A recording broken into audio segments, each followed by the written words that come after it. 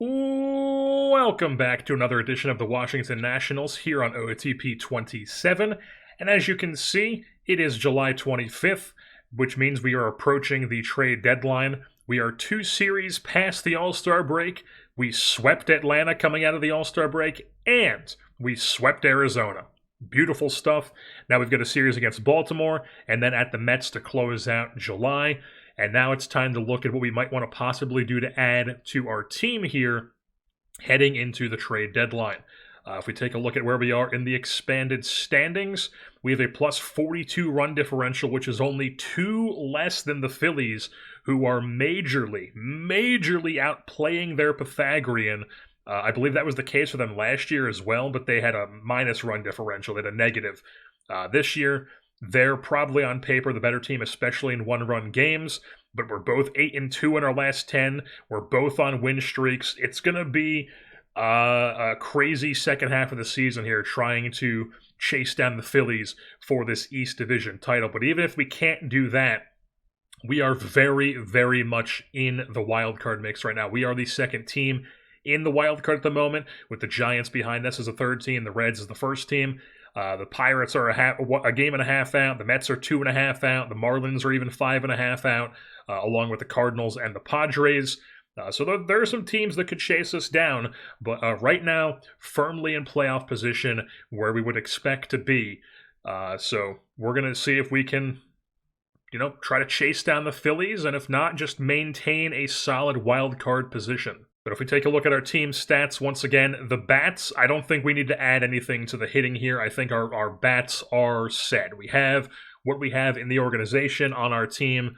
I don't think we need to do anything when it comes to hitting. What I do think we need to do is add like a starter, maybe even 2, push some guys down into the bullpen perhaps. But I do think we need like a true dude in the rotation. Now, are we going to be able to go out there and trade for a true dude? Maybe, maybe not, probably not, but just somebody who we would not mind, who we would prefer starts playoff games for us. Because we look at the staff right now, we've actually or I should show the hitting first, because we only have 3 bench guys. We get the catcher, the infielder, and then the outfield/utility guy. So only 3 bench players. Opens up another pitcher on the team because Dylan Cruz is back in left field. He's been tearing the cover off the ball since he's been back up from his rehab assignment, which is great to see. So the offense is absolutely humming right now. Angel Feliz has been really hitting it well. Brady House has his WRC plus to around league average, or exactly league average. The bats are doing what they're here to do. And then the pitching, on the other hand, the bullpen is doing what we would expect. But the staff, obviously, we could keep doing, we probably are going to keep doing the follower thing. With Smith, definitely, he's been one of our best pitchers here, one of our best starter options as a follower, so we're going to keep rocking him in that role. Fluky's been good enough, and then Estes, Sakura, and Prelip are all guys who could maybe be pushed down to the bullpen for 1 or 2 guys. We also recently claimed Will Klein off of waivers just because he's got big-time stuff, movement, 3 really good pitches. Figured I would give him a chance. He's only had an inning and a third. Did not go well, but only an inning and a third for us in our organization here on our team. But he's the extra arm in the bullpen right now. And then the rest of the bullpen, I mean, they're all doing their job. Rodriguez is closing games out. He's been good. Luke Little and Matt Brash are doing their thing as the stoppers. Doval has been a bit better, I guess. Not really. I guess, what are his splits since he's moved there? So yeah, he had a really good June. July, not so great at the moment. So up and down for him. Anthony Bender starting to come undone here, but he's been serviceable enough. Will Klein already talked about. Keegan Akin's been whatever. Santos is really good in his opener role. And yeah, so there are some possibilities. Also, Robinson Ortiz has finally given up a run. He's starting to look not so great. So there are some guys we could send down, and if we have to push some of these guys to the bullpen. But that's really what we're looking for here. Is we're looking for some starting pitching to possibly acquire here at the deadline. And if we just go ahead and look at these starting pitching available. Oh, also one thing I should mention. check in on Alex Rouse.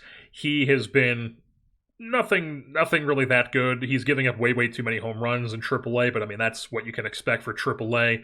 I don't think he's going to be the guy that comes up and pitches in our rotation here as like a kind of like works as a trade deadline acquisition sort of thing. I think we want him to keep developing and show that he's ready for the big leagues before we put him in the big leagues. We also have we signed Joe Musgrove, who was just kind of hanging out there in free agency. Pitched with the Dodgers last year, was around league average for them.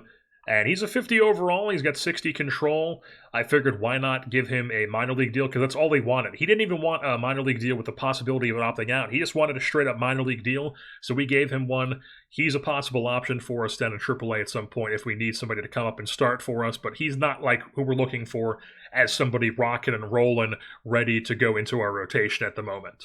As far as those guys go, we've got Corbin Burns is not an expiring contract. He has one more year at $30.8 million here with the Athletics.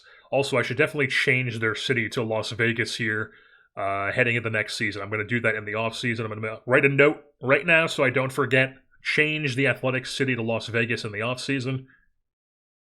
But Corbin Burns hasn't really been that great in this universe. So, on paper, definitely quite good. He is fragile, though, so you do run the risk that he's going to get hurt. The percentile rankings aren't great. So, not really jumping off the page to me. A 41-year-old wrecked Jacob deGrom, who's also not good. Also not jumping off the page to me as somebody we should go out and acquire. Spencer Strider is torn UCL. Shane Bieber has a strained back, but he's wrecked. Dane Dunning has a finger blister. He's normal, but he's not really pitching well this season. He had a 5-win season with the Athletics last year.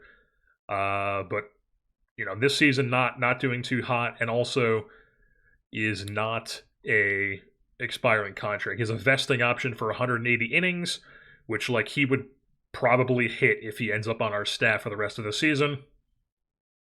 And also, just, I don't want to acquire this, because this was just so fluky. I mean, a .3 home runs per 9, that's just not replicable. So we're not going to be looking to pick him up. Raisel Iglesias apparently is starting in this universe, and he's got a ruptured UCL. He's not an option. Ryan Pepio, he is not an expiring option, but he's decently cheap, $11.6 million. He's been decent this year. What are the Red Sox looking like? The Red Sox are, where am I looking here? They're 54-49, 5.5 games out, and then they're also very much in the mix of the wild card. So I'm not going to pick up one of their starters, even if he is on the block here. I don't think that makes much sense. Foster Griffin, we could possibly reacquire him. He's been mainly on the bad side of league average. This year a little bit better than league average. Some decent percentile rankings. He's also not an expiring. He has one more year at 9.7. What are the Reds looking like? They are 57-46. They're the top wildcard team. So I'm not going to pick up Foster Griffin either. He is one of their key pitchers, so we're just not going to pick up him because it doesn't make sense to me. Can we just go back to the page, please? Jesus Christ. Eduardo Rodriguez on the Rangers. He isn't expiring, having a not great season. He's had some okay-ish years. You look at these guys' ratings, and you're like, are they really difference makers? I just don't want 40 movement, no thank you. Tanner Houck, not an expiring, 11.4, having a down season. He has had some really good seasons the past couple seasons in 2027 and 2028. Missed 2026 with injury, obviously. He had torn UCL surgery, or Tommy John surgery. He had tore his UCL, got Tommy John surgery. And having a bit of a down year this year. What are the Marlins? Aren't they the last place team? Yeah, so they're 1-9. They could definitely be a team that conceivably is we're giving up. We're 5.5 out. There's multiple teams in front of us. We're 1-9. The teams behind us are playing much better ball. They're definitely a team that could conceivably be we want to get rid of this guy who only has one more year left on his deal, and probably isn't going to be around for the next good Marlins team. So Tanner Houck could be an option for us. Joe Ryan with Minnesota isn't expiring, having a really bad season, 40 movement, don't love that extreme fly ball. There's just no chance that's going to go well with 40 home runs allowed. So really, it's just Tanner Houck. It's Tanner Houck and Eduardo Rodriguez are the options that stand out to me. Whereas, what are the Texas Rangers looking like? They're the top team in their division. So yeah, I'm not going to pick up Eduardo Rodriguez. So as far as the trade block guys go, it's just Tanner Houck that stands out to me. And then there's some 45s, which like I don't want to go out and acquire a 45. None of these guys are probably going to stand out. 40 home runs allowed. 40 home runs allowed. 40 home runs allowed. 45. He's also hurt. And then Faedo's always been horrible at giving up home runs, and he's obviously 40 home runs allowed. So yeah, it's just Tanner Houck out of these guys on the block. Am I gonna have to like manually look through the bad teams? Like, I mean, what do the Rays have? What's McClanahan looking like? 2 more seasons at $17.8 million. I'd be interested in taking a run at Shane McClanahan. I'd be very interested in that. Why are they giving people money? I guess it's only 1 more year for that. Yeah, like these guys are all prospects. So really McClanahan's their only veteran starter, but I'd be interested in taking a run at Shane McClanahan. That's intriguing to me. Who was the guy in Minnesota that was on the block? It was Joe Ryan. Okay, Joe Ryan, who's terrible. So 40 home runs allowed, but Minnesota's a bad team. Taj Bradley has 2 more years after this, similar to McClanahan, but he has less of an AAV.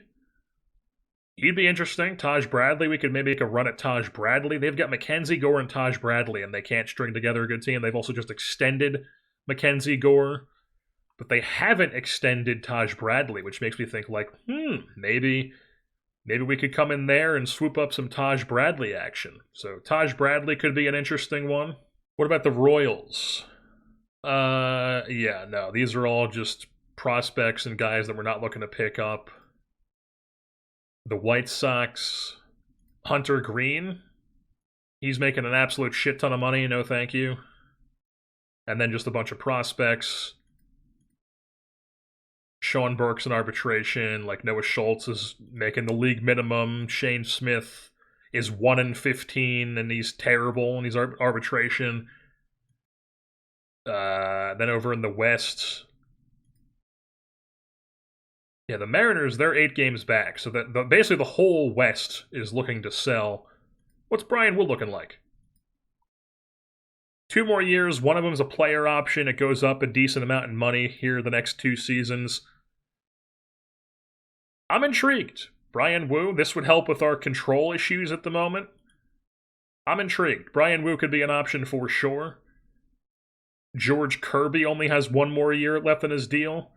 Maybe even do something where we get both of them. I mean, the Mariners might start being real bad here after the next couple seasons. They're already starting to trend downward. Don't know if I love Logan Gilbert's home runs allowed. They've got Cade Anderson up in the bigs now. Bryce Miller. Never really been too big of a fan of Bryce Miller, but I guess he's an option. But yeah, Brian Wu, George Kirby, definitely on the lookout for those guys. Honestly, we should just be... I don't even need to look anymore. We could just like try to make a run at McClanahan or Taj Bradley or 1 or 2 of the Mariners guys. And honestly, Brian Woo's very intriguing to me, folks. But then also McClanahan is too. Honestly, it's probably Brian Wu and McClanahan are the number 1 and 2 guys that I'm looking at here.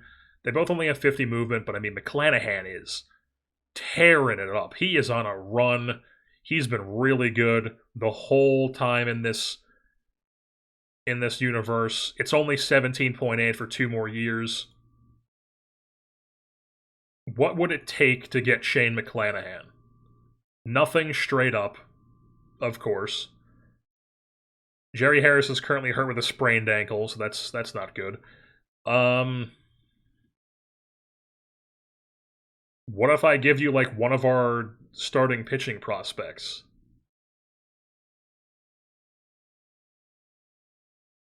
Or like Brian Whitfield. Brian Whitfield here, does that do anything? I would have to add James Wood, so that doesn't really do anything for them. Luke Dickerson, maybe? Does that do anything? No. I mean, he's a 40-man guy.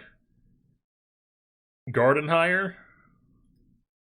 That doesn't do anything for them.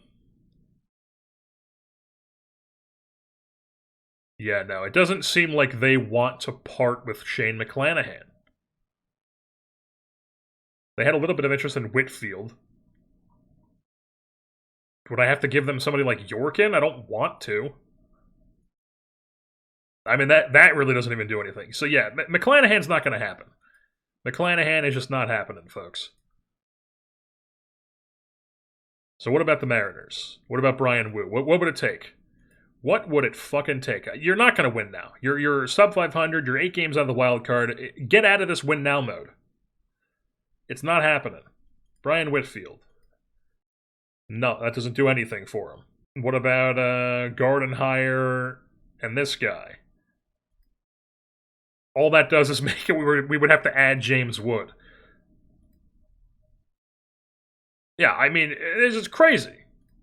They don't want to give up these guys. They just this is why I don't do these big trades, because I would give them those all good prospects, and these are guys that I don't want to give up. Like I'm not hugging these guys. These guys are guys that I want to keep. I think are going to be good players, and doesn't even do anything. Like, I'm just curious, what would giving them Alex Rouse do? Even Alex Rouse, I would still have to add somebody like James Wood, but Alex Rouse and Brian Whitfield. James Wood. What about Alex Rouse and Josh Yorkin? Yeah, nothing. They got no interest in that. So I guess the Mariners dudes are just out of the picture. Maybe George Kirby, though? One more year, 18.8. That could be... Maybe they're a bit more lax for George Kirby here. Okay, yeah, some more options popping up here. Dylan Cruz, where we're not going to trade, obviously, but maybe Brian Whitfield gets it done. That adds on just another player that I don't want to give up. And like Brian Whitfield could be a really good first baseman for us down the line, but he's far away. We've got first base. We don't have to worry about that at the moment. First base is easy to fill. So what if we give him Whitfield and Dickerson? That doesn't do anything. What about no Dickerson, but we give him this Natividade Lanier guy, lefty, scouting discovery. Could be good someday. What about him? Okay. Now we're talking a bit. Amador. What if we give you Amador? We remove one of these guys. What does that do? That opens up some more names. So we've identified a name that they like. They like Adel Amador as a possible starting second baseman for them. He's a bench player for us. We've got Angel Feliz playing second base. Every third day is Amador, but Feliz very well could just take over as the everyday second baseman. Let him roam. Let him be that guy. And then also... we could call up Ronnie Cruz here, who is absolutely demolishing the AA level with Harrisburg at the moment. He's got a 4.5 win season. This guy could come right up and be our backup infielder to replace Amador at the moment, and that would be fine with me. We give them Amador, a prospect or two. We get George Kirby. I'm interested in that.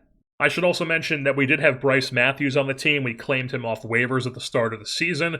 After a couple disappointing years with Houston, they waived him because he had no options. We had him playing for a bit in left field even, and he's also decent around the infield. Really good speed. He's got some decent hitting ratings with some big swing and miss.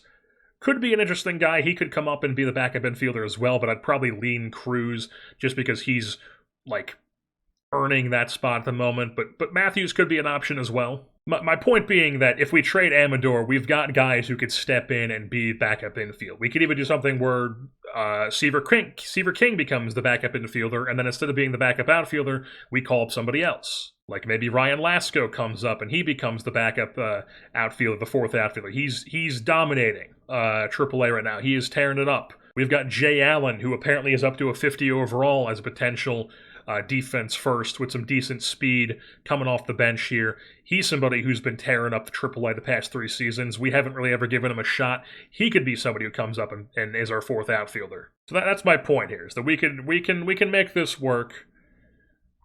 They like Amador. We give him Whitfield. And then these are all just like really good prospects. Or here's Lanier. I wouldn't mind giving him Lanier. That's interesting. So we give him Lanier. Our GM doesn't like it. What happens if I now add Brian Wu to this?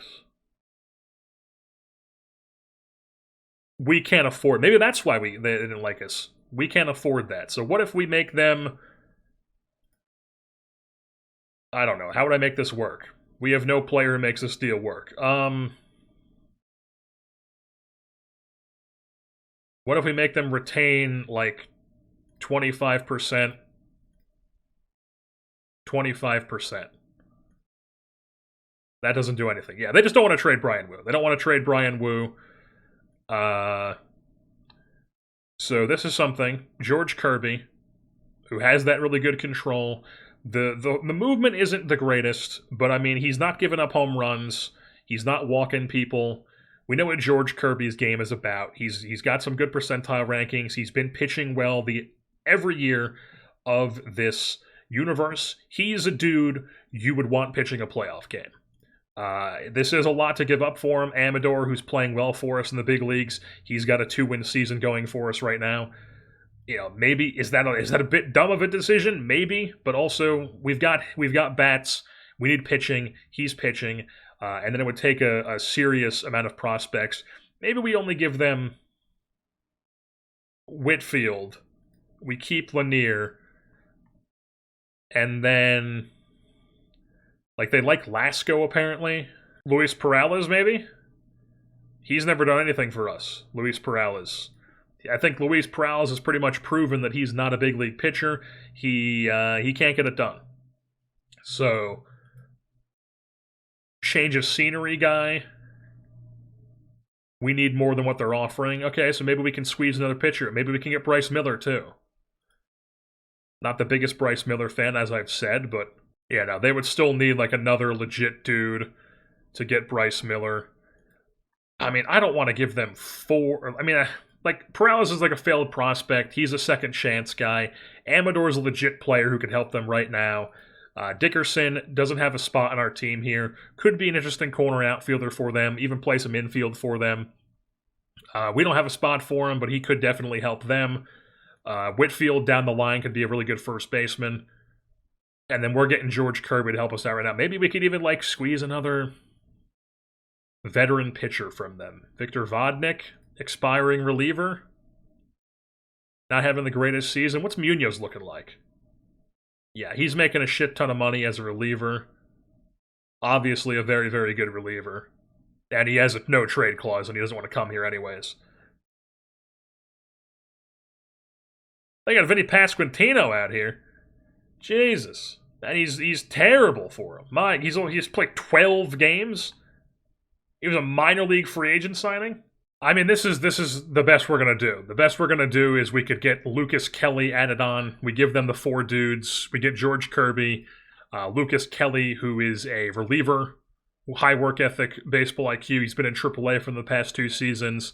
Looks like he could be a really good reliever. He's about to be 26, though, so he's kind of like a post-prospect sort of guy. This is probably the best we could do with the Mariners trade. So now, knowing this, what would it take to get Taj Bradley? Maybe they're not in win now mode and it would be a little bit easier. Yeah, they're neutral. So there's somebody that maybe we could trade with for Taj Bradley. So Taj Bradley, he's 28. He's got 2 more years at 10.5. Totally doable. He's been really solid for them from 2026 onwards. He's had a couple down ERA years, but I mean, he's having a hell of a year this year. He's been a really good pitcher. We need somebody who can start playoff games. He can start a playoff game, and he's younger. They haven't extended him like they have Mackenzie Gore, who obviously, I mean, he's expiring, so that's why they extended him. But they're a team that they're bad, aren't they? They're 47-56. They're 13 games out of the Central. They're 9.5 out of the wild card. What have they done the past couple seasons? I guess they've been in the playoffs the past couple seasons. Can I look at their history here? Yeah, so they were like around 500, 2026. The past couple of years, they snuck in as an 84-win team. 2027, they won 91 games last year, won the division, and then now they're bad. So, what do their underlyings look like? Okay, bad defense. They don't strike out. They don't score enough runs. The pitching's been decent, but bad defense. They strike out a lot of guys. They don't give up home runs. They don't walk people. Getting unlucky with the BABIP, probably because their defense is so bad. I don't know. I feel like Taj Bradley is open game here. Do they have Junior Caminero? Did I just see that correctly? They do. They have Junior Caminero. My God. Man, I really wanted McClanahan, though. McClanahan, why do you not want to give up Shane McClanahan? 2 more years at 17.8. Have the Rays done anything? No, they've been terrible in this universe because they're the OOTP Rays. They don't know what the fuck they're doing in this universe. So yeah, I mean, obviously he's by far their best pitcher. So maybe it's just the AI is like, oh, why would we trade this guy when we have him under contract? And then they're neutral. Like, let's take another run at McClanahan here, huh? Maybe we give him Brian Whitfield. Does that do anything? Just James Wood. Maybe we give him this fucking guy. No. Dickerson? No. Maybe they're interested in Amador, huh? Maybe Amador is interesting for them. Amador? Not really. Not really. And then just watch how easy it would be to trade for somebody like Tanner Houck. I could go to Tanner Houck and just be like, what would it take for Tanner Houck? Boom. Immediately I could just be like, oh, we'd give you Ryan Lasko for Tanner Houck straight up. And that would get it done.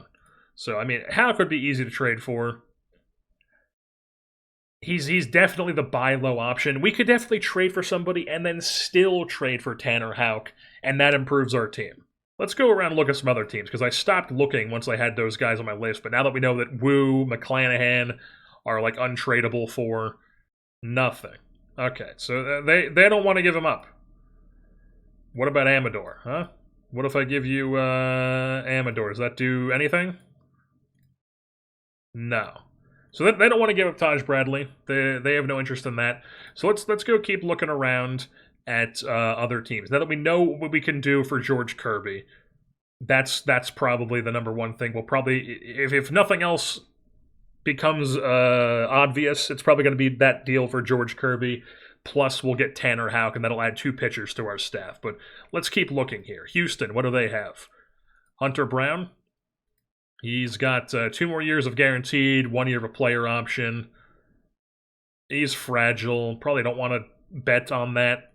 Oh, it's Limber Santa. AJ Bluebaugh, I mean, he's terrible. Yeah, they don't really have anybody. The Angels, what do you guys got? Mick Abel? Arbitration? I mean, none of these guys are... There's no, they suck. The A's. Corbin Burns, we know about. He's on the block. Fragile. I mean, maybe Corbin Burns is the best maybe we could go Corbin Burns and Tanner Houck. Huh? I mean, he's not been great. Because he hasn't been great, I could give them something that I wouldn't mind giving up. I wouldn't mind giving up somebody like Juan Fernandez here. I mean, I could just give them my third. I could give them Rosario. I could give them a platoon first base DH guy, and they'd be like, "Yeah, we'll give you Corbin Burns straight up for one more year at 30.8." And they're already. This is actually. It's not even 30.8. It's actually 35% of that. So the Diamondbacks are already retaining some of this. I mean, that might be the option. Is you buy low, you get Burns and Houck, add those guys. I would not mind them starting playoff games. I would not mind them starting playoff games at all.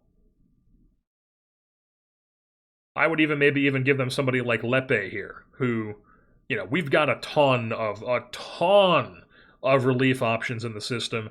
I would be fine giving them somebody like that for Corbin Burns. Honestly, I don't want to give up those prospects for George Kirby, so I think this is what we're going to do. I think we're going to go Corbin Burns for Lepe. If they fire this, they should. If they accept this, they should fire their GM. Dayton Moore says, "I love that," because he's Dayton Moore. Just to make myself feel a bit better, we're going to give them something else as well. Or no, we're not going to do this. Corbin Burns has been. I mean, we could even do Corbin Burns.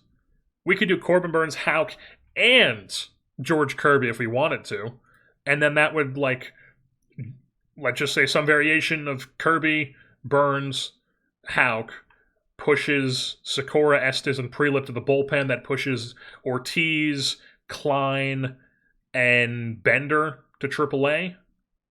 Probably is what the mix is. I'm cool with that. So yeah, let's come back to Burns here. And let's go look at these NL teams. We've already looked at the East. We haven't looked at the Braves. Schwellenbach, what's he up to? He's through 2033. Yeah, we're not going to trade for that extension. Tanaka, we're not going to be able to get him. Nicky Pivetta, what's he up to? Yeah, I don't know if I want that on our team, especially as extreme fly ball. So it doesn't look like the Braves have a guy to pick up. The Pirates are still in the mix. The Cardinals, though, they stink. They've got Jacob deGrom. They've got Joe Boyle, who's not good. And they're extending him. So, yeah, Joe Boyle's not an option. Hurston Waldrop, arbitration. Obviously, we're a big Hurston Waldrop's guy on this channel, but he's not an option for us. Libertor? I could have sworn for the longest time this was Libertor, but I've heard the Cardinals pronounce him as Libertore. And like I've said before, I think the Cardinals have one of the worst booths in baseball, and I think that Carey grandson, or whatever he is, the Harry Carey, one of the worst out there. But I'm going to assume that they at least know how to pronounce this guy's last name. And he's got 2 years. I don't know if I want to commit to 2 years of him. What else we got up? The Brewers. Looks like they're starting to be on the downswing here. They've been really good the past couple of seasons, the first 3 years of this, but now they're starting to fall off. Zach Gallen, they've got him through. They extended him. Oh my God! They still got Brandon Woodruff. I mean, imagine telling a Brewers fan that in 2029 you guys have Brandon Woodruff, and you have Zach Gallen, and then Sproat's terrible. Yeah. I mean, not a lot going well here for Milwaukee. Nothing really looking interesting to trade for. Then over in the West, you've got the Padres. I mean, this is bleak stuff. Yeah, nothing really standing out there. What about the Rockies? Can we save anybody? What's DJ Herz up to, huh? Arbitration guy, last year of arbitration. He's about to hit free agency. So, he's an expiring guy. Or no. He has one more year of arbitration left. Never mind. He has one more year of arbitration at like $10 million. He had that 1 3-win season. He was around league average last year. He's been a bit better than league average this year, but he's been in the bullpen for a bit for them as well. Yeah, the run values don't look that great. Jackson Cox is their best guy. What happened to Dollander? Here he is. He's just a random long reliever who they're not really giving any chance to. Just kind of a low leverage guy. But yeah, I don't know. Maybe DJ Hurst is an option. Who knows? And then what about the D-backs? What do they got going over here? Bunch of guys that I mean, I know Takoa Roby. He's nothing really. Faedo we already looked at. He's not really a trade option. Not a trade option. I mean, they're horrible. My God. So we've gone through and looked at all the bad teams, and it's really just Burns, Houck, and Kirby. And then possibly hers. And honestly, I'm kind of tempted to do the Kirby, Houck, and Burns deal. And then just add 3 pitchers. Boom, we get rid of Amador. Not the best thing team-wise, I feel like, because he's actually been having a good season for us. But we've got dudes who can play that position. We don't have to, like, it's not the end of the world if we lose Amador. And we're trading from a strength to fill a need. So I think we are going to do that. We're going to go back to this Mariners team. We're going to go George Kirby. And then what exactly was the deal? It was... I mean, we could just give them Amador and Lanier. We wouldn't have to give them all the other guys. Because I think we were giving them, like, Amador, Whitfield... And then I thought it was like Whitfield and we had to add on Lanier. We could just give them Amador and Lanier. I'm totally cool with that. Amador and Lanier, boom. Our GM doesn't like it. I don't give a shit. We could even probably still throw on that Lucas Kelly guy. We can. We can. They don't value this guy. He's probably going to be one of these guys we trade for, and then in the offseason goes down to a 45. None of this stuff looks as good as we thought it was. But I'm tempted. I'm tempted to pick up George Kirby. We're taking on the term of George. It's only 1 more year. But they get a guy who's going to help them for multiple more seasons, probably start at second base for them, really start anywhere they want. They're going to get a starter who's going to help them at some point. And then we get a reliever that they probably aren't even going to bring back in the offseason, and we get George Kirby, who's going to be a starter for us. Let's give him one more thing, because I feel like they need one more thing. Let's give him this guy. This guy's Rule 5 eligible. Why not? He's not going to be on our 40-man roster. So Marlon De La Cruz, 23-year-old in High A. He's having a good season. He's been pitching well in our organization, but he's nothing special. He's got not great BABIP. He's got some good percentile rankings. Maybe he develops into something for them. He's just not going to make our team, though. So they get Marlon De La Cruz, whatever the fuck this guy's name is, Natividade Lanier, and Adele Amador. We get George Kirby and Lucas Kelly, and that is 1 pitcher added to our staff. Now we go to the block. We know for sure that we want Tanner Houck. We could just do it straight up for Ryan Lasco. What about... we know that Lepe gets it done for Burns, and I think that's what I want to do with Burns. Hold on, what was Burns' contract? He only has 1 more year. Okay, so he's just 1 more year. Tanner Houck, I believe, is also just 1 more year. Yeah. So 1 more year. A bunch of stopgaps adding to the team, essentially. Yeah, I mean, they won't even take Luke Dickerson for him, but they'll take Ryan Lasco. They like Ryan Lasco. I like Ryan Lasco. 1, because he's a Jackson, New Jersey guy from Rutgers.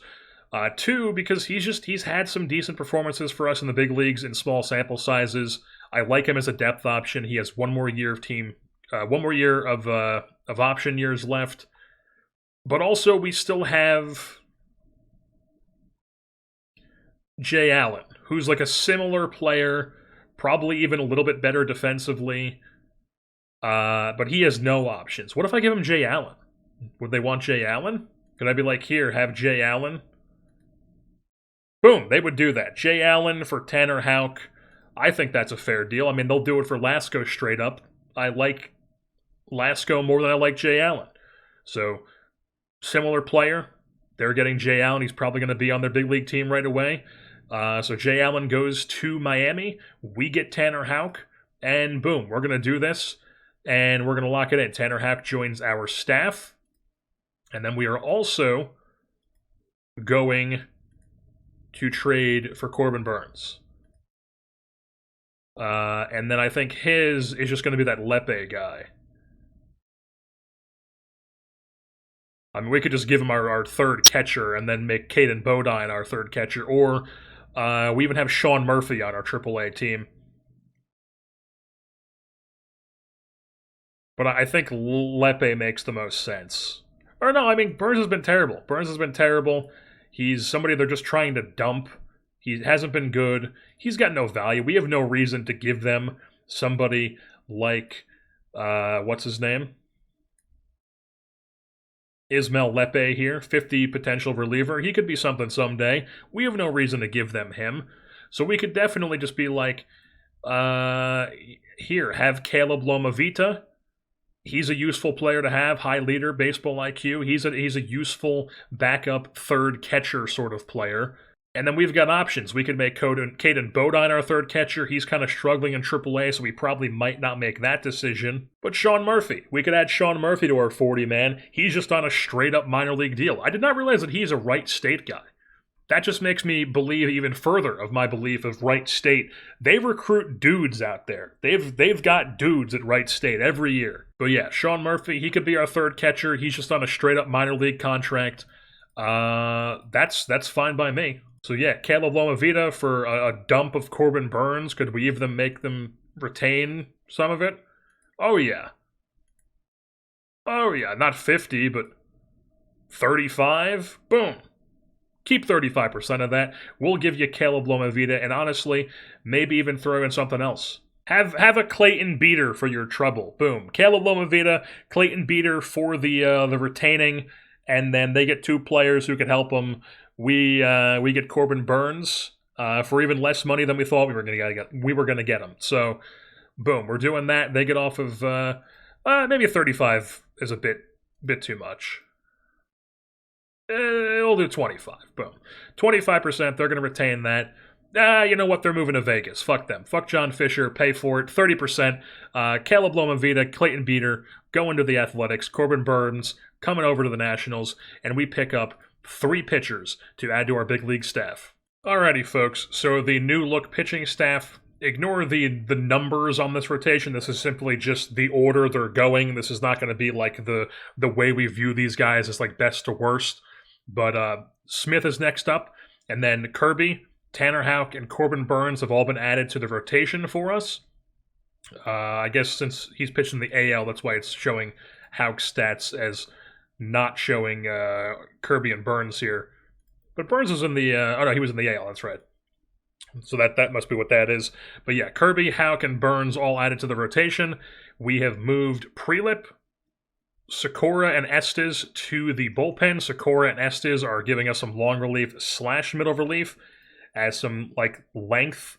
Sikora, Estes, both possible depth options for us. And then Connor Prelip is the best of the bunch when he moves to the bullpen, so he becomes a middle relief / stopper secondary. And yeah, that gets added to the mix. I believe it was Ortiz, Bender, and Klein, who all were the odd men out. Ortiz had an option. Bender and Klein are both DFA'd. I know that Bender is just going to have to get released because he does not want to go down. We do not know if Will Klein will accept a minor league assignment. We'll have to find out if he does clear waivers.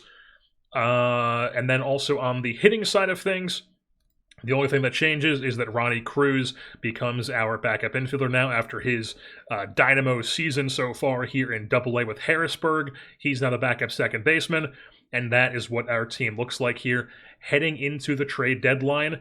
That's all we're going to do, and we're going to see how this team does at the end of the season. You can't make it up, folks. You just can't make it up. Matt Pilkington, the man we went and took over the hitter, who I already forget his name, the other New Jersey guy from Brick.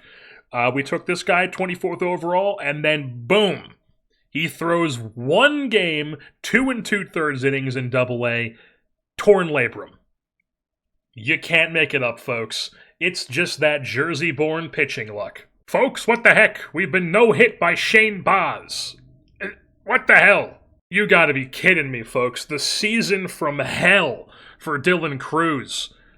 Jesus. It's like season 1 CJ Abrams. He just can't stop getting hurt. No. Oh my god. Talk about an injury that cannot happen. 2 to 3 weeks, Matt Brash. He's the heart and soul of our pitching staff, folks. Alright, folks, we are doing a little check-in here. It is September 13th. And we are currently in 3rd place as the Mets have had a really good second half here. They're now the 2nd place team in the division. The Phillies are in 1st. But we are still in the wild card spot. We are that 3rd wild card team as of right now. The Giants are 3-7 in their last 10. They're 2.5 behind us. Then the Padres are 3 back. The Cardinals are 4 back. And the Pirates are pretty much out of it at this point. So it's really us trying to fend off Giants, Padres, Cardinals, and then possibly chase down the Reds and even the Mets. I don't think the division is really in reach anymore. If we look at the expanded standings of our division, I mean, the Mets are a plus 86. Jesus Christ. The Phillies are still way outplaying their Pythagorean, but they're getting it done. We're playing a little bit better in one-run games, but still, it's definitely a weakness for us so far this season. And we are in the expanded roster, so we have 28 guys in the roster. We've added one more pitcher. We're actually currently rocking a 6-man rotation like we did at the end of last season. Joe Musgrove is up from AAA, and he's been really good in 2 starts. So he's going to keep pitching on our rotation for now. And basically the best 4 guys of here who head into the playoffs, if we make the playoffs, will be who we go with in the playoffs. But then we also called up Ryan Lasko. Ryan Lasko came up as another outfield option to have on the bench. So now we have 4 bench outfielders, or 4 bench players, as we're trying to see if our powerful lineup and our ragtag pitching can get us to the playoffs here, as we would like to not miss out on the playoffs here in 2029. We'd like to make it 2 years in a row, please. Actually, I'm now realizing that Hagen Smith here has not been that great. So even though Santos has only been good as an opener and not as a just regular reliever, we're probably going to put him back in that role because we don't really have a true follower option right now. I guess maybe Fluky? He's excelled in that role. Let's just pair them together again. Why not? Fluky will be a follower. Hagen Smith's going back down to AAA because Matt Brash is ready to return from his injury. Wrong page here. Matt Brash is back. And then we're just going to move everybody up 1 slot. Turn this back to on occasion highest rested. And now we're going to have Matt Brash back in a stopper. Not set up a stopper role. Connor Prelip's been that role since he's been out. We've been going double lefty, and you can see here he's actually been holding down his own in that role, but we just want the 2 guys in there, so we're going to go Brash and Little. Prelip's going to go back to a middle relief role, but then he's going to also be stopper secondary as his middle relief secondary role. You can see we've also removed Jose Rodriguez from his closer spot because he was starting to not get it done either. Not great there. So basically, high leverage belongs to Brash, Little, and probably some of Prelip. You can see we've also called up Evan Hollick, who was our supplemental round pick here in this 2029 draft. He went straight to AAA, was dominant there, and then basically right when Brash got hurt, I was like, yeah, he's the best option. So he's up in the big leagues for us, and he's been really good in the big leagues in 9 1/3 innings pitched straight from the University of South Carolina. So Evan Hollick, just like that, a member of our bullpen. You gotta be kidding me, man. Dylan Cruz just came back from his injury, and now he gets hurt again. Breaks his foot. Let's take a look at everything he's done this season so far. He starts off breaking his arm. Then he goes on a rehab assignment. While on rehab assignment, gets bone marrow edema in his knee. He's out for 6 weeks for that. Then he comes back, sprains his ankle substantially for about a week. He does not play during it. I make sure he gets a rest. And then boom, comes back from that, recurring back spasms, and now breaks his foot.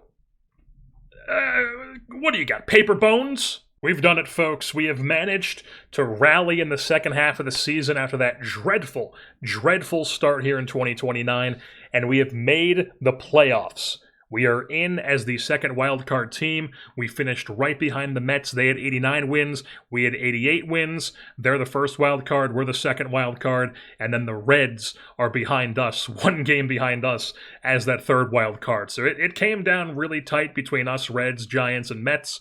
But these are the three that shake out as the wildcard spots as we are making the postseason here in 2029, back in it for a second season in a row, but we do have to deal with that 3-game wild card, which is not exactly ideal. You can see here in the month of September, we played some pretty decent ball, won more series than we lost. We did drop this series on the road to San Diego, but then, split 2 out of 4 to Philadelphia, take 2 out of 3 from the Athletics, drop this series to Philadelphia, but then we take a 2-game sweep at Miami. We take 3 out of 4 from Atlanta on the road, 2 out of 3 from Chicago, and then 2 out of 3 from Toronto to end the season, and that was what was able to push us over the top. Take a look at our team stats here or let's take a look at the expanded standings first. Let's see what our actual expanded standings were. We had a plus 46 run differential. We outplayed our Pythagorean by 2 games, so nothing too crazy. Still about what it was expected.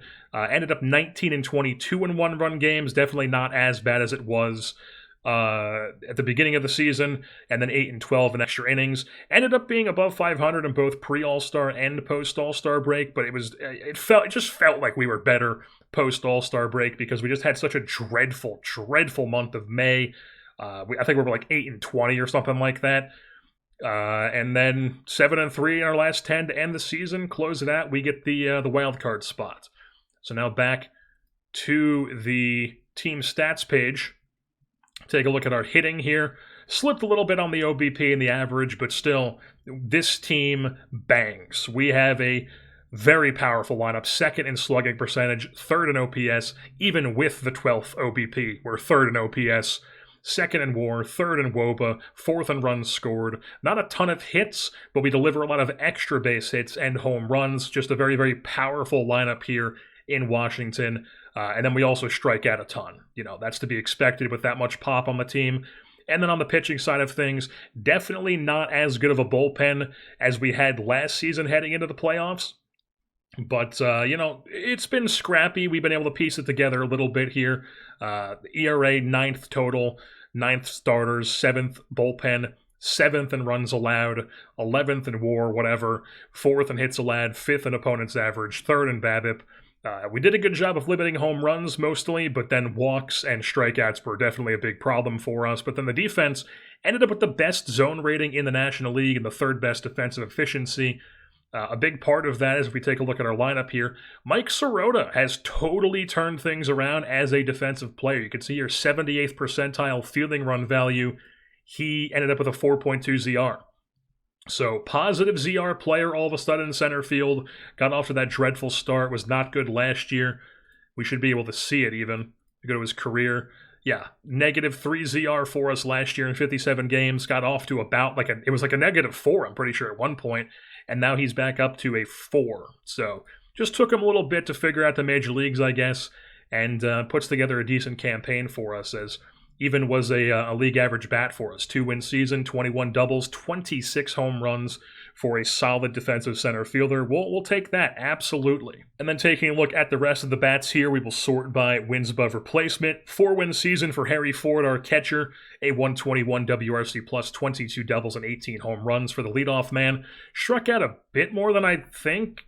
Yeah, he's had some years around there. But yeah, still walks a ton. 348 OBP as our leadoff man, 21 swipe bags at not a great rate, but still swiping bags, getting on base a decent amount, 4-win season, and he's got a positive framing runs, good catcher's ERA, throwing out a good amount of runners. Harry Ford, he's a really, really good catcher, and we love it. We've got him locked up through his age 32 season, and we're excited about it. I mean, just to show you how much better he's gotten, a lot of these percentile rankings have been improved. Like, he's been a guy who outperforms his underlying stuff the past couple seasons. And this year, starting to be a lot more green and blue and teal on this list than there used to be. And then the real big surprise this season, I don't know if I want to say surprise, but finally living up to what I thought he was capable of. Brady House putting together a 3.3 win season. a around league average 102 WRC plus, 25 doubles, 35 home runs, drives an 88, scores 82, strikes at less than 30% of the time.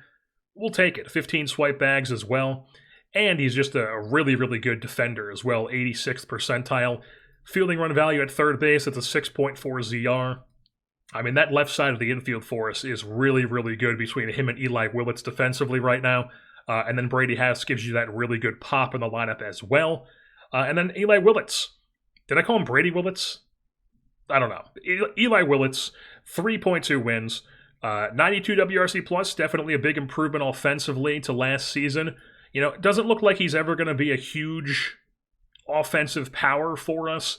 But I mean, if he's kind of like, to give a reference to the Marlins series, if he's kind of like Dylan Head at shortstop for us, I'm kind of okay with that.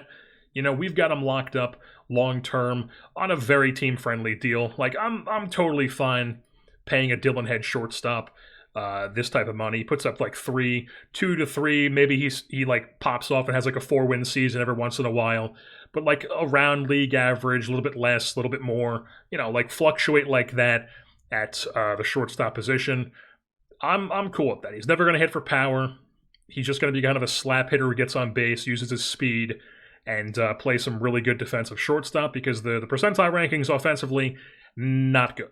Not good whatsoever. So, but still puts together a 3.2 win season, so we'll take it. He had a 10.2 ZR at shortstop. That's a 97th percentile run value. So him and Brady House just locking it up defensively on that side of the infield. And then Cody Bellinger. The counting stats not really there, but still 2.5 win season, 125 WRC plus, 30 doubles, 27 home runs, 76 runs driven in, 69 runs scored. Doing his thing. Definitely slipping in the outfield now that he's 34 years old, but still good enough of a player to be solid for us. And we still have him for 2 seasons guaranteed, and then a team option. Highly, highly doubt we are going to be picking this up. He might even be the guy at some point that we look to trade to open up a spot for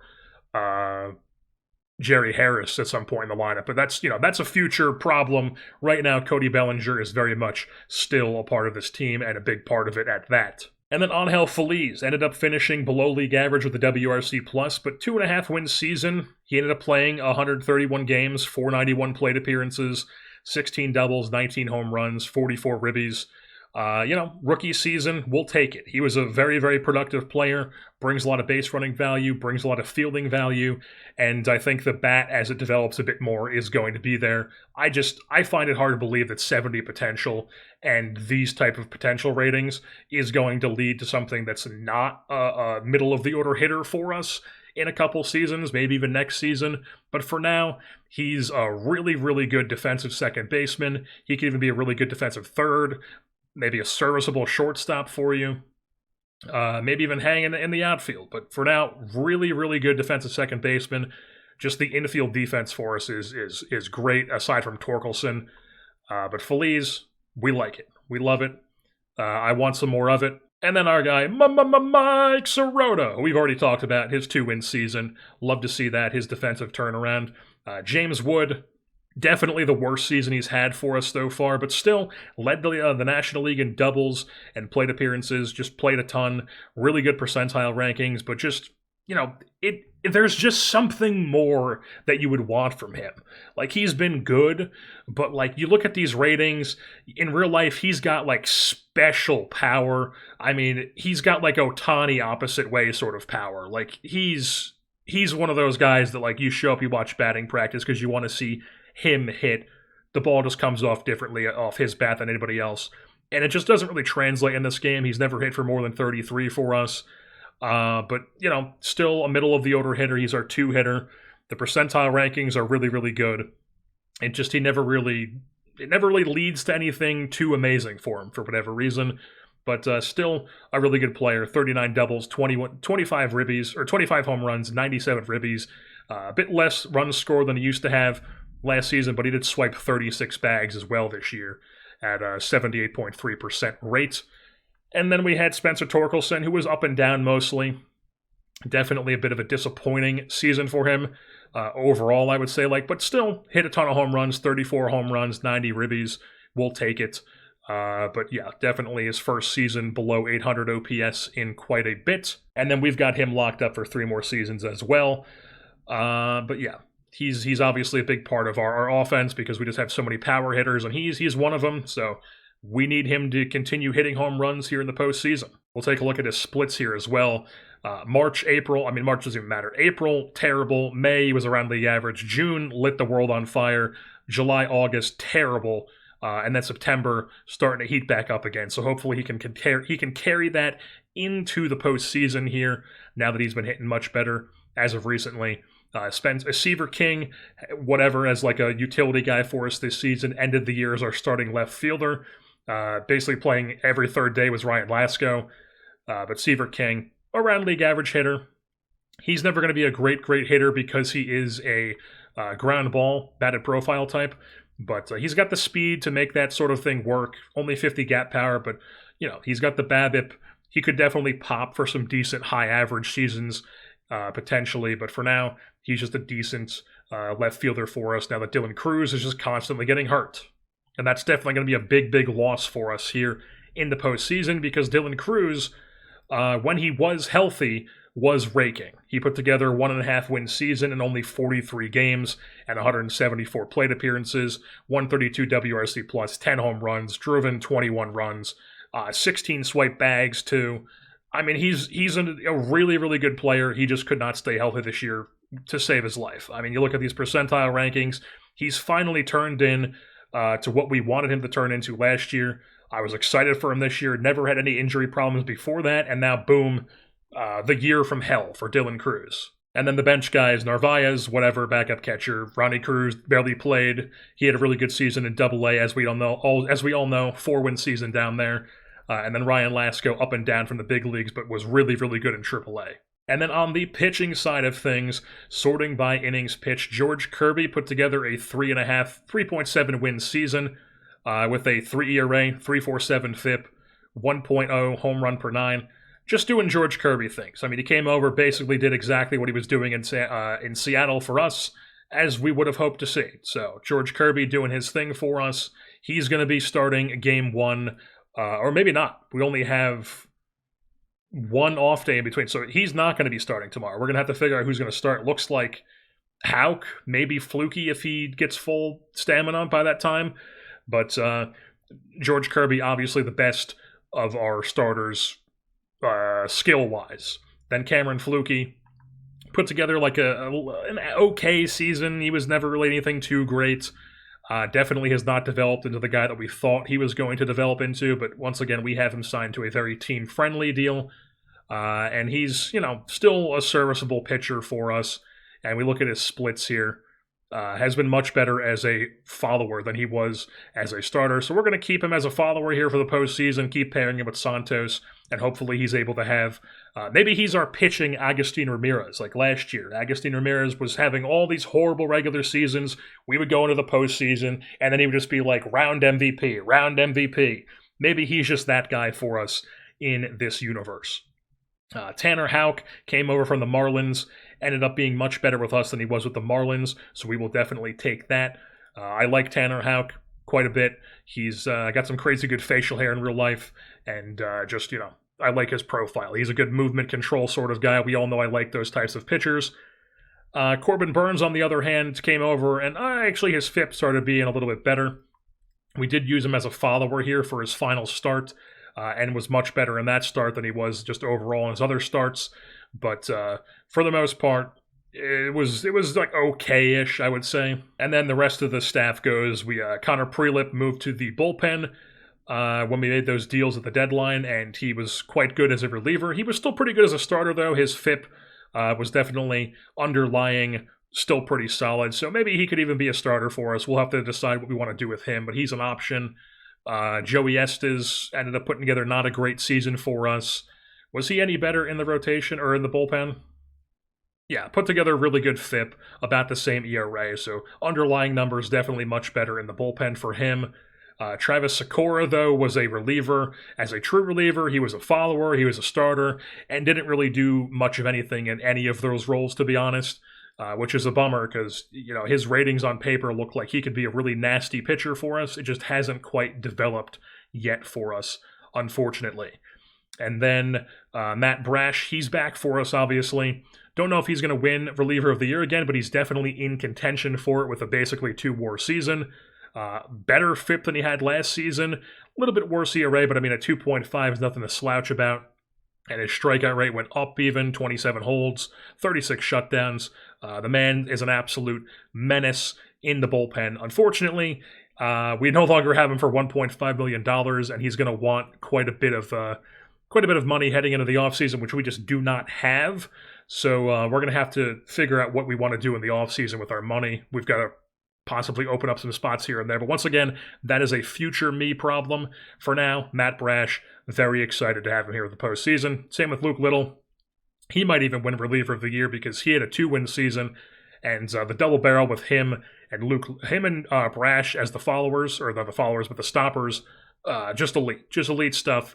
We all know my double barrel stopper strategy is just great stuff in this game, and it continues to work for us. So Luke Little doing his thing, Gregory Santos doing his thing where he's a really good opener and a not good reliever, as he's going to continue opening games for Cameron Flukie heading into the postseason. Keegan Akin was like whatever for us, nothing too great. Jose Rodriguez unfortunately struggled down the stretch. If we look at his splits, he had a really good June, really good July, but then August struggled, and then September in a low leverage role was a bit better, but it was a low leverage role and very lucky with the ERA, you would have to say. Oh, and then Camilo Doval also had a step back this season, was really good as a closer for us last year. This year really took a step back, unfortunate to see, and it's also his last season on our team here. He will be walking into free agency in the offseason, and definitely not going to be a high leverage guy here in the postseason.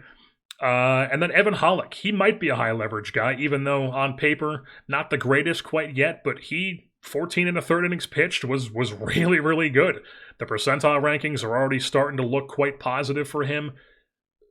Supplemental round first round pick, going straight from South Carolina to Rochester AAA, and then to the big leagues, and it just looks like he's ready to dominate here at those levels. So he's going to be on the postseason roster, and we are excited for him to keep developing. And now taking a look at some of the league leaders around Major League Baseball. On the hitting side of things, Jackson Holliday was your batting average leader, your batting title in the American League. In the National League, it was Noelvi Marte of the Cincinnati Reds. The home run leader was Aaron Judge with 54. Kyle Schwarber still up there, getting it done at age 36, almost 37. I mean, just crazy. I actually saw an Instagram reel of him the other day. And I don't know if it was a reel, but it was some clip of him just hitting absolute tanks with metal bats at Indiana. I mean, just crazy stuff. And then you also got J.J. Bleday out here hitting 35 home runs, and then Brady House, 35 home runs on this list as well. You move things on to wins above replacement. Yeah, Ellie De La Cruz had an 8.5 win season. Noelvi Marte. I mean, the Reds were really good this year. They had a lot of good bats, it looks like. A lot of good bats for them. Stolen bases, Anthony Volpe with 61 swiped bags for the New York Yankees this year, actually playing on their big league team. At bats, James Wood, because he's a DH who never gets a day off, essentially. The hits leader was Seiya Suzuki with Cleveland in the American League. In the National League, it was Noelvi Marte, who had a really, really good year. I mean, just 7-win season, boom, came out of nowhere, because he was a top prospect, but finally starting to be that type of player that you would want to see. James Wood also among the league leaders in doubles with 39. That's actually led the National League, tied with Bryce Harper, and then Brent Rooker and Seiya Suzuki were the two top guys in the American League. James Wood also had one of the most strikeouts in Major League Baseball this season with 205. Only Colson Montgomery, Zach Cole, and Kyle Schwarber had more than him. And now on the pitching side of things, your ERA leader in the American League was Parker Messick. In the National League, it was Yamamoto. Hurston Waldrop, shout out, is on here. And then two guys we were trying to trade for in Taj Bradley and Shane McClanahan. Paul Skeens and wins, strikeouts. Chase Burns on this list as well, but it looks like he's in Philadelphia. Yeah, they traded him last deadline, it looks like. And he's turned into quite a monster. I mean, he's crazy. He's got nasty stuff in real life. Innings pitched, George Kirby. He's among the league leaders here. Brian Wu ended up towards the top as well. WAR, Well, this is our war. George Kirby ends up fourth. So regular wins above replacement, not that high, but our war values George Kirby quite a bit more. I'm curious how much higher that is than his total war for this season. Yeah, so 4 for regular war, and then our war has him 5.4. So that's quite a difference. That's quite a difference for George Kirby. But yeah, good season for him. Also among the league leaders in whip, as you would expect for a guy like George Kirby. Complete games, 1. 4 guys had 1 complete game. George Kirby among the league leaders in walks per 9, as you would expect. Matt Brash among the league leaders in shutdowns and in holds, as you would expect. And then BABIP, Cameron Flukie among the best pitchers there. Also winning percentage, which I don't really care about. It's whatever, very fluky. Doesn't really tell you anything. Jack Leiter in San Francisco, very nasty, walking the farm, but still putting together a decent season. Enough, I guess, 2 wins, around league average. And then on the defensive side of things, Torkelson just getting a ton of chances and putouts as playing pretty much every day at first base, 156 games, never getting hurt. Real Iron Man stuff over at first. Only normal, though. You would think he'd be an Iron Man at this point, considering how many games he has played just in his whole career at first base. He never gets hurt. You'd think he'd at least be durable by now, but I guess not. And then assists, Eli Willits. He's got the most in Major League Baseball. Double plays, Torkelson. Fielding games started, Torkelson. Innings played, Torkelson. Zone rating was Nate George of Baltimore. Michael Harris is on this list as well. Is this Josh Rojas? Johan Rojas. What am I saying? It's not Josh Rojas, obviously. But then unfortunately, Harry Ford with 12 passed balls this year, which is, you got to think that's an outlier. 60 blocking. That's not nothing. He's a good defensive catcher. But just had a bunch of passed balls this year. I guess it's just hard to catch a pitching staff or something. Maybe we just had more nasty pitches than I thought, but a lot of passed balls for him. You would think he'd be able to block more passed balls than Hunter Goodman, who is just not a catcher, but the Colorado Rockies will continue to play at catcher because they're the Colorado Rockies. And now taking a quick look at the playoff tree before we end things off here. The Chicago Cubs and the Philadelphia Phillies are your immediate to the Division Series teams in the National League, while we are taking on the New York Mets. The Reds are taking on the Los Angeles Dodgers, who won the West. And then over on the American League side of things, it's the Orioles and the Guardians as the 2 first-round byes. And then you have the Blue Jays taking on the Yankees and the Tigers taking on the Texas Rangers, who are your National League West Division winners, or American League West Division winners, rather, as we are ready to take on the Mets in the next episode.